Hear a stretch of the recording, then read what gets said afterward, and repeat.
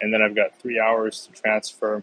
It's a weird glare right there. That's odd. Anyway, I've got 3 hours to transfer to Dumaguete. So this will be trip number 2 to the Philippines. Last time was about 5 years ago, and this will be new places. So last time it was Cebu. We'll start it off in CDO, Cagayan de Oro, and then Camiguin, and then Cebu. I finished in Cebu. This time we'll start in Dumaguete, and I still can't make up my mind because I'm getting pulled in two different directions. Like on one hand, I've got, of course, friends that I want to go see in Malaybalay, but then the other side of it is checking out Iloilo. So everybody's telling me about Iloilo, and it's I think you can't go wrong. But I also know the audience. You guys want to see certain places. Certain places have really stuck out to you, and so definitely have to think about like how to compromise there. I'm feeling pretty tired. I didn't sleep great last night, and then today I've just been in wind down mode. I hit the ATM, paid my electric bill, settled up with the building manager. She's wonderful. Definitely recommend staying with her if you need a place to stay in Da Nang and you're just looking for a studio. I am thrilled, even though I'm exhausted. I'm so excited. I have so many people to see on this trip, and it's just going to be a really special trip. I think I'll probably sleep the entire flight, which is only 2.5 hours, which is strange because I'm used to having at least 4 hours, maybe 6 hours, some cases to get to the Philippines. So, or to leave the Philippines, and so it's not a very long flight. Hopefully, I'll get a nap on the flight to Dumaguete, and then a big cup of coffee after I land. Um, it's going to be interesting for sure. I have mixed feelings about it because everybody's saying, there's so many foreigners there.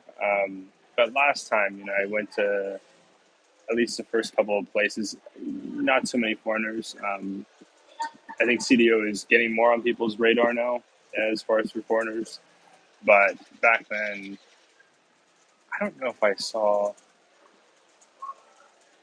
I don't know if I saw a single foreigner when I went to CDO. I maybe in like McDonald's. I don't. I don't even think I saw a foreigner like at Gaisano or Lim Kit Kai. Um, yeah, and I did in Camigun though. Camigun was like the reverse. Oh wow, we got 5 people on here. I don't know if chat's activated. This is the first time I'm doing this with my phone. Um, Feel free to chat to post something up. We've got 5 people watching. Um, I'm not seeing any chats.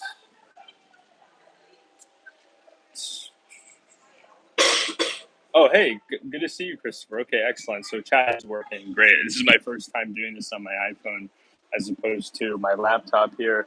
And something funny I wanted to show you guys.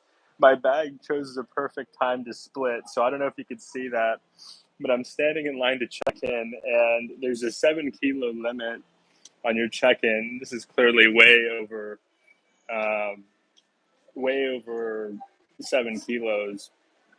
But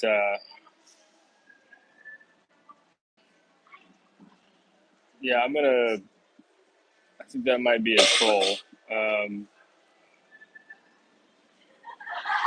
so I don't have the block feature on my phone. If they continue, then I'll block them. But yeah, if you're gonna send me some money to pay for shaving equipment, I'll shave my cheeks. But yeah, if you're not, you're just gonna have to enjoy it. Oh yeah, you. Wow, that is not. Yeah, that is very strange. Yeah, hide user on this channel. Um, Okay, yeah. So I guess this chat, for whatever reason, is popping up to random people. Um, got a really strange comment there. Yeah. So Christopher, yeah, I'm in transit. I've got like an hour and a half until the flight leaves, so we'll probably start boarding here in an hour. Um, just got a sorry, Christopher. I saw a really disturbing message somebody posted, but I got rid of that person. Um,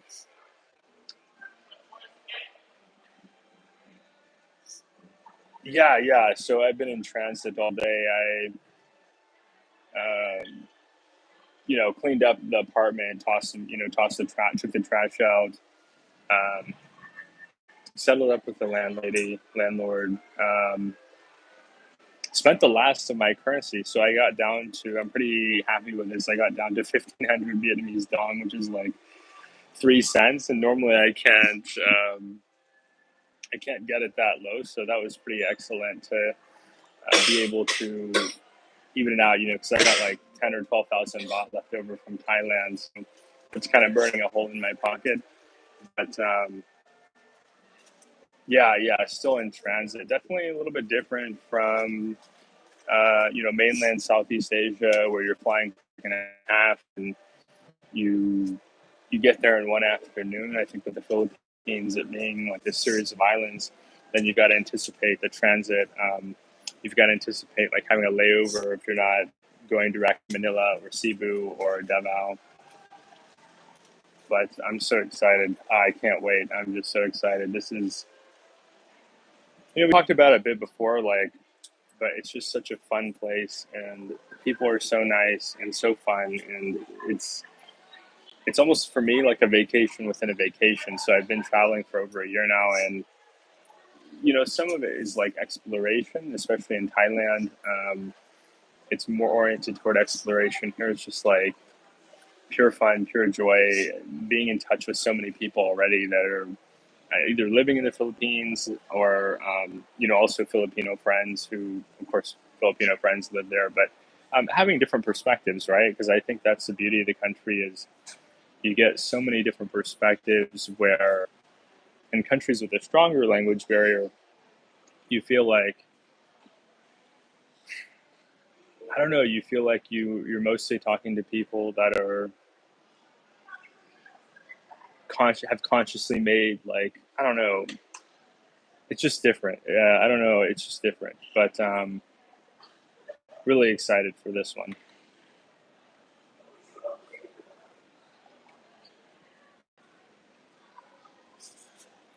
Rivet Head. I've been getting a ton of weird comments in the chat and my video comments. Seems the bots have gone on. Thank you so much, Rivet Head. I really appreciate you calling that out because, uh, yeah, there was a really strange comment. I came out of left field. Definitely not a subscriber of mine. I catch that kind of stuff as soon as anytime somebody posts something inappropriate. I just get that right out of there. This channel is meant to be helpful for people and not have yeah, I hope it's a bot. I hope that's not an actual person that says that kind of thing. um Frugal Wanderer, oh, welcome, Frugal Wanderer. Thanks so much. Tony mentioned your channel to me, and I'm actually a subscriber to you, and I think your content's great. I'm looking forward to seeing more of it. um, Definitely hope we can cross paths at some point. And yeah, Tony's great. He's just a wealth of information, and he's getting within a few years of his target financial number to be able to travel long term. I think he's more interested in Latin America, but it seems like I don't know, it seems like there's a more vocal community in Southeast Asia for whatever reason. I'm not exactly sure why that is, because when I was in Latin America, I saw plenty of foreigners living down there. The first foreigner I actually met was a foreigner married to my friend who's Mexican. And at the time, I was like, how does this Canadian woman end up in Mexico? Like, I felt strange as an American in Mexico. This is how naive I was. But after I talked to her, like, she explained to me she loves the weather, she loves the culture, the people, and it really opened my eyes up. And so, yeah, for whatever reason, the Southeast Asia vloggers, foreigner vloggers, tend to get the most attention. But there's a lot of interesting stuff going on in Latin America, and I think potentially my next trip will be to Latin America. Um, I'd really like to see Brazil, Argentina, and Uruguay. So those are kind of, and Chile. So those four would be potentially the next trip for me. So am I from Canada? I am not from Canada actually. I am from the United States, but it's I really seem to connect with people from Canada for whatever reason. Um, a lot of great people in Canada. And funny enough, with the Philippines, actually, like the the Filipina that I dated last time, I was in the Philippines. Her sister, actually, she mentioned to me, lives in Canada. So that's something that's interesting to me because when I was in the U.S., I, of course, met Filipino American people, but didn't really realize there are also Filipino people in Canada. So that was really cool. Like, it's it reminds me a little bit of the kind of the Hawaiian effect, right? Where you meet people from Hawaii, but in many different interesting places. Because we had Hawaiian people in Tennessee, even. I would say Las Vegas is more probably the most popular place for people from Hawaii to live in the mainland U.S. But yeah, um, Christopher says very true about less vocal expats in Latin America. I think that many just want to keep a low profile. Totally agree, Christopher. I think that maybe they just are not as interested in drawing attention themselves. I found that they had maybe they had less interest or less need to blog. Maybe they had less desire to blog. I know that for the expats that I met in Latin America, one was a video editor. One, she liked to sing and she was into coaching. Um, Not as many. Maybe it was just me. A lot of the expats I saw in Latin America, they were typically like young people trying to live abroad, and still doing some kind of online work. Whereas more of the foreigners I meet in Southeast Asia, they're more often they've worked, they've done their time, they've saved up their money, investments. They're not actively needing to work, and that could be a time zone thing, right? I mean, if you're trying to work with Americans, it's going to be a lot more difficult trying to do so in Southeast Asia. Whereas if you're in Latin America, you've got plenty of time zone overlap. It's really not much lift at all compared to trying to work nights over here. Frugal Wander says, I am Canadian, but grew up in Florida. I have a ton of Filipino friends in Canada, many in Montreal and Toronto. Interesting. So I think with the sister of the woman I dated, she lived in British Columbia, so she was near Vancouver. She was outside of Vancouver proper, but yeah, certainly that's interesting that there are also folks in Montreal and Toronto.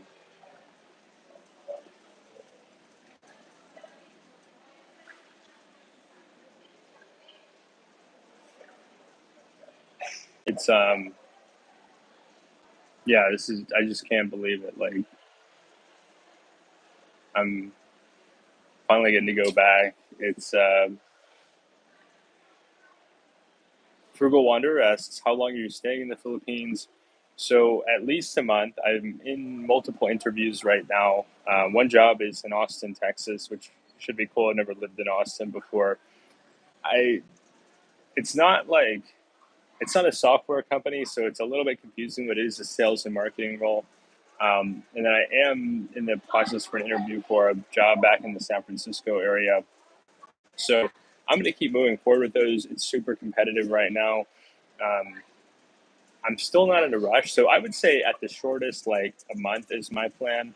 But as long as like 6 months, I'd love to say 6 months to be honest, because it's there's just so much to love about it, right? Like it's the people are super nice.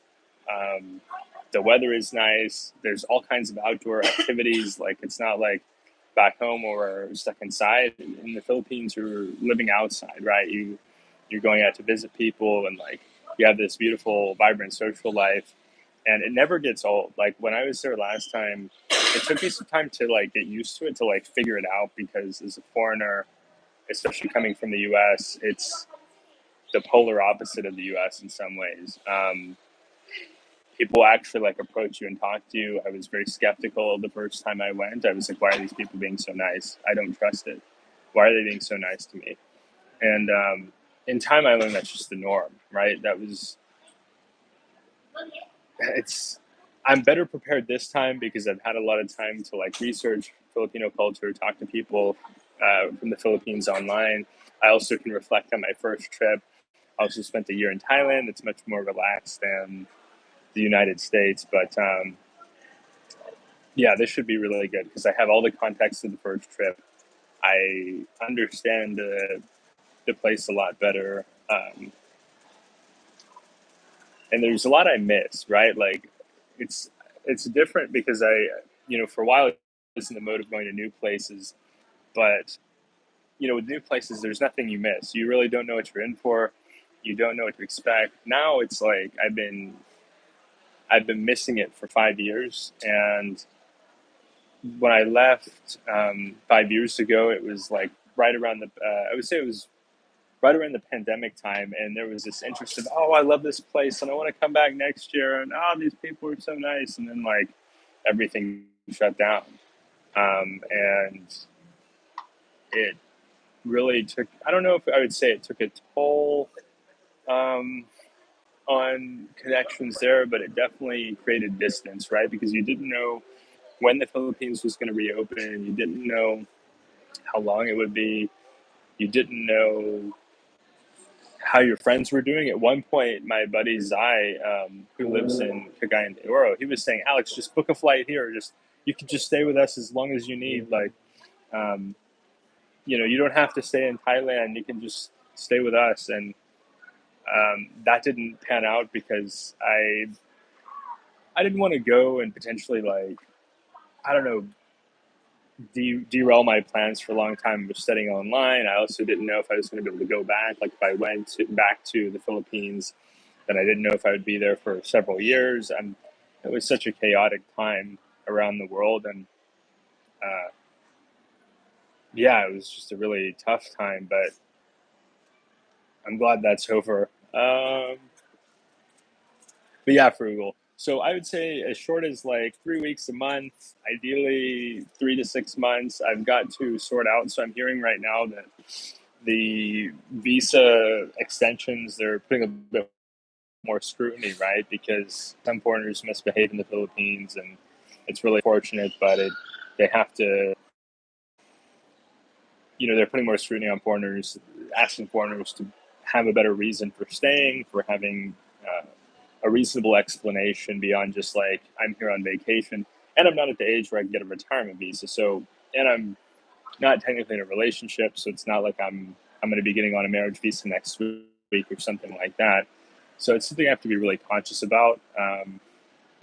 I'll sort it out though. It's not, it's something I'm worried about. I'm just landing tomorrow, and who knows what will happen. I mean, there's just so much. It's just an exciting and fun place. So yeah, Gerard, I'm not there yet, but I will be in probably 5 hours. I'll land in Manila. Speaking of which, I'm going to check the time really quick, guys. Okay. Okay, so I'm back. Okay, very good. So yeah, 9:37. My flight leaves in an hour. I'll probably start boarding in 25 minutes or so. So I'll probably stay on here for about another 25 minutes. I wanted to do a stream last night. I wanted to do one today. But last night I had an interview, and I just thought, I don't know. Like I had done two interviews yesterday. So I did one in the morning that lasted about 2 hours. This was a YouTube interview, not a job interview. And then I had a job interview in the evening. Um, but yeah, Gerard, I'm looking forward to it. Part of me wishes I'd gone instead of Thailand, but I don't know. I just felt it's just a different kind of connection to the Philippines. Mm,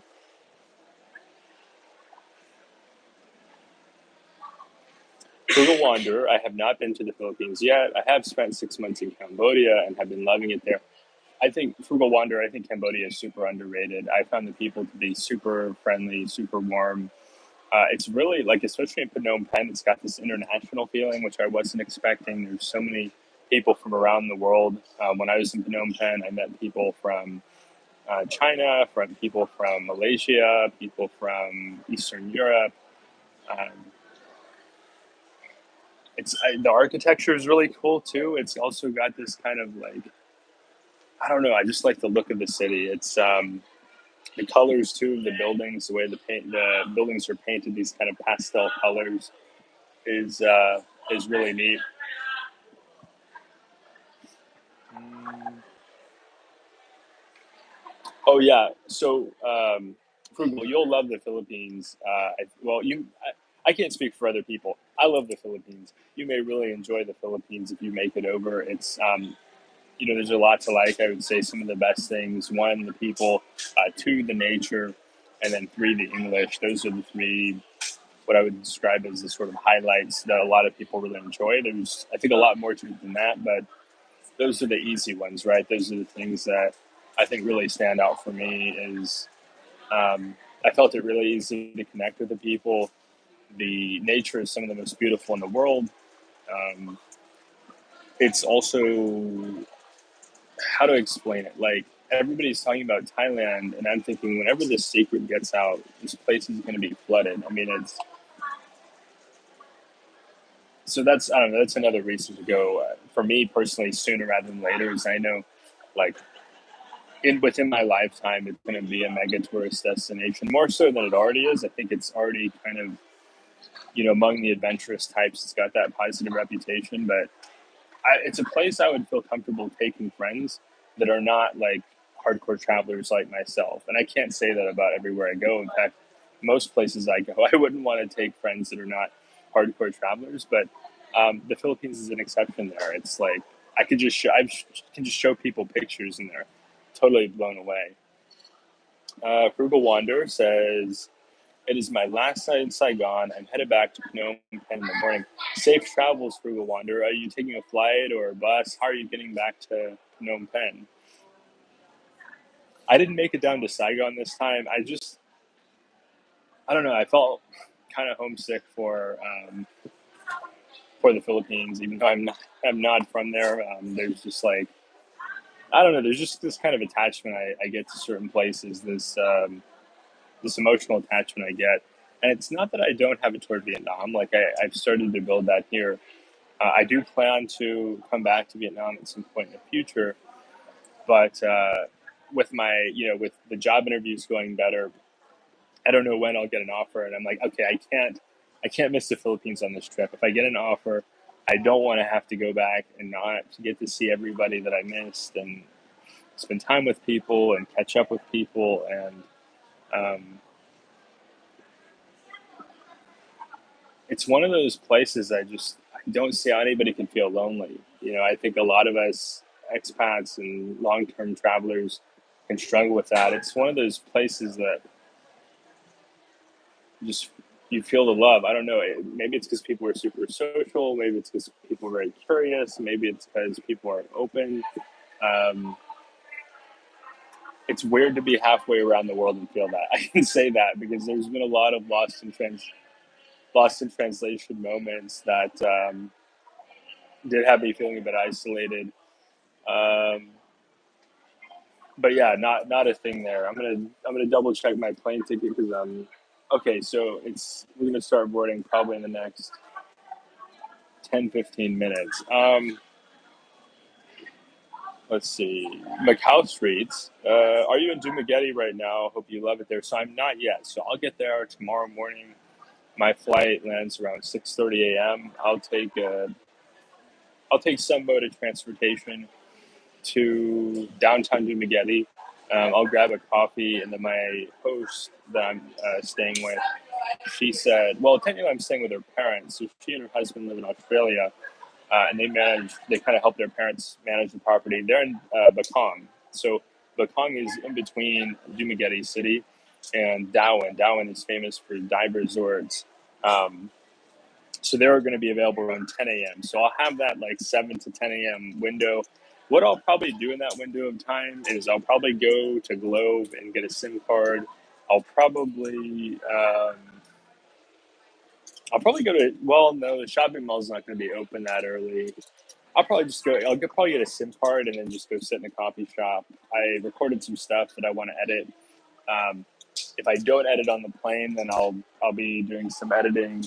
Um, I'll be doing some editing until they're ready to have me, and then once I get word from her, hey, my folks are ready for you to come down, then I'll go down to Bekong, probably sleep all day.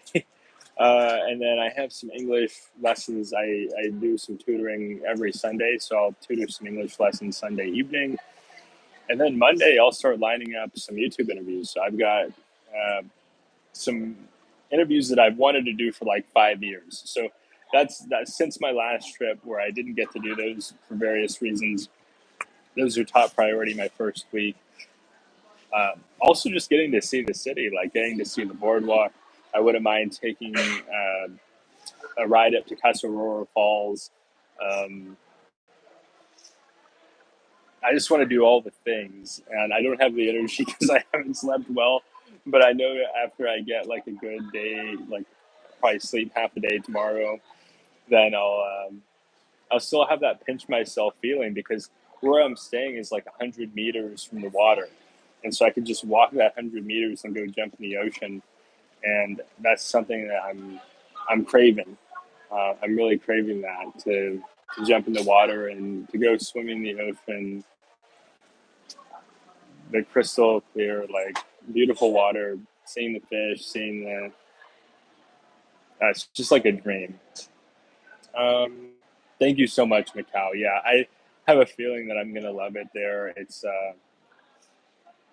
all the different islands are kind of different flavors of almost the same thing. I would say they differ in population. That's the bigger difference. Is like, of course, Manila is like huge. Cebu's pretty big. Davao is pretty big. Um, but like they still all have some of the same things that I think we all like. Look into appropriate health insurance. Yeah, Gerard. So one of the things that I make sure I have, and I'm not going to. Oh yeah, see you, Frugal Wanderer. No worries. I'm gonna have to hop off here in a few minutes too because I can't miss this flight. I'm so excited. So Gerard, one of the things I do, I'm not disclosing the number, but I self-insure. I just keep a big, basically stack of money in the bank, and it's kind of cordoned off for any kind of health issues. The first time I went to Thailand, I purchased expensive health insurance, didn't use it. Then I did my travel in Latin America, never had issues. That was 6 months.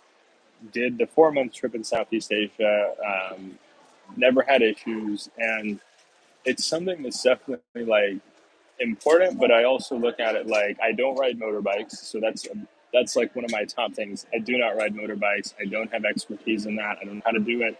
It's not something I'm willing to do. That seems to be the biggest area where foreigners have issues is that they're inexperienced. They ride motorbikes. They get into an accident because they don't know what they're doing, and yeah, so I look at it like I self-insure.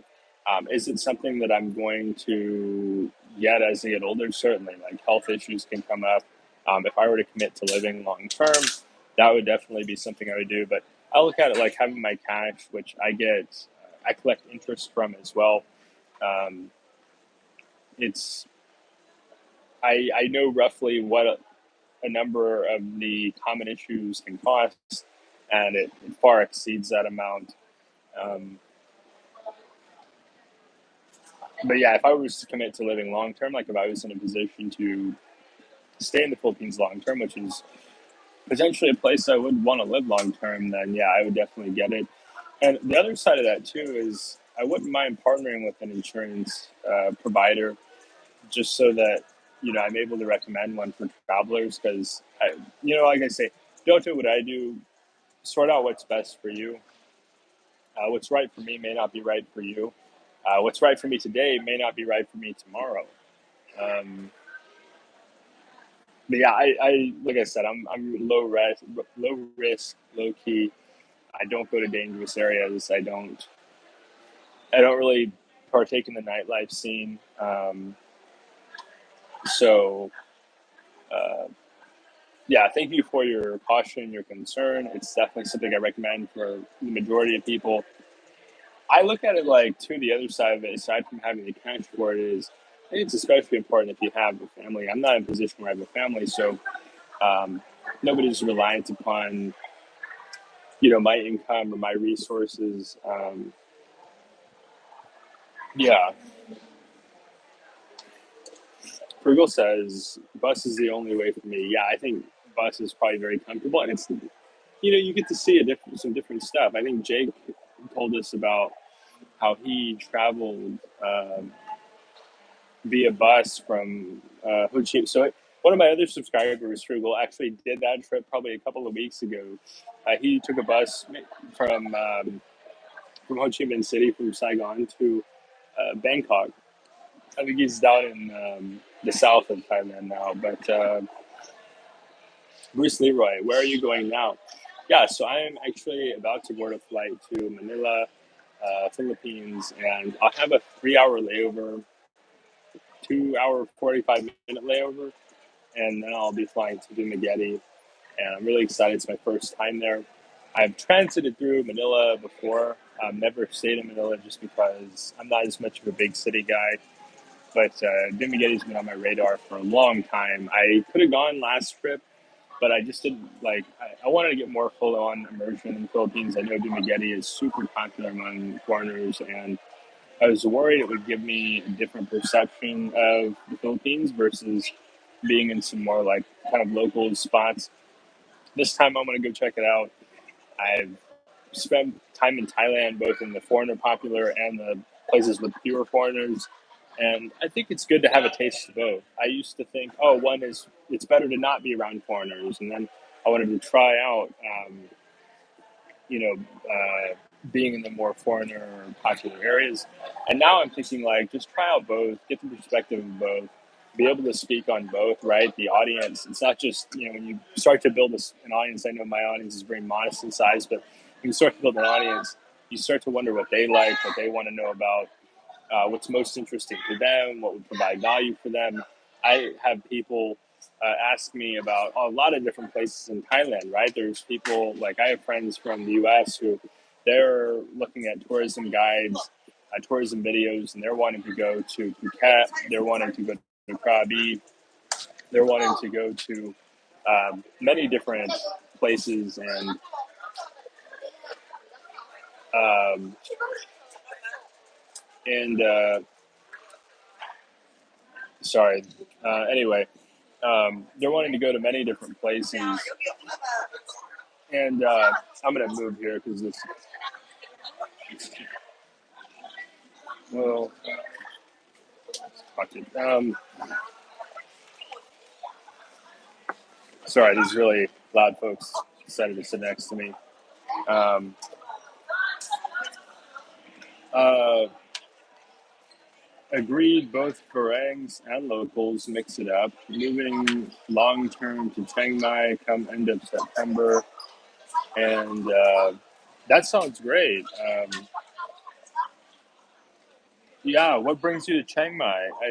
I'm really, I really like Chiang Mai a lot. It's uh, it's.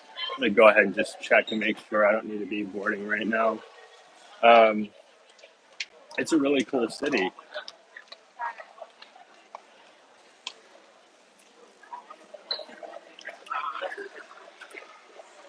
So it is boarding, okay, but it's the line's pretty long here. It, I may.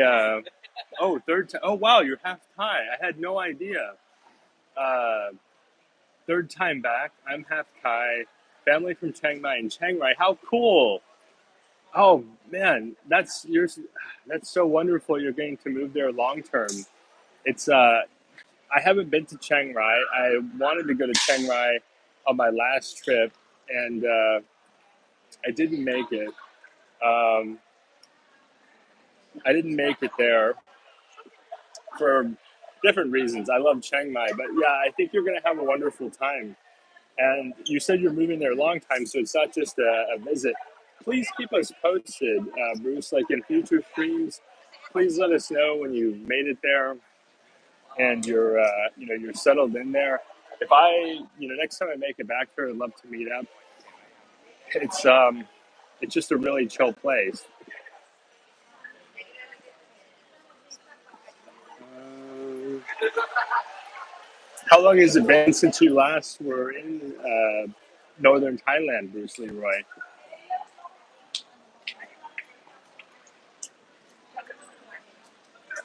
Uh, no, Gerard says don't be late for a flight. Thank you for calling that out. I have definitely rushed up in the past and been late. I missed a flight once. Surprisingly, public transit was late. And I'm not going to specify the country, but it was a country that is notoriously on time. So that was really strange. But yeah, I'm in line here. And yeah, thank you so much, Gerard. I will definitely travel safely. It's yeah, I'm still in shock that because time just passes weird when you're tired. But yeah, everybody, I hope you have a wonderful day. I'll try to do a stream when I'm after I'm a bit more rested. Um, yeah, I look forward to chatting soon. Take care, everyone.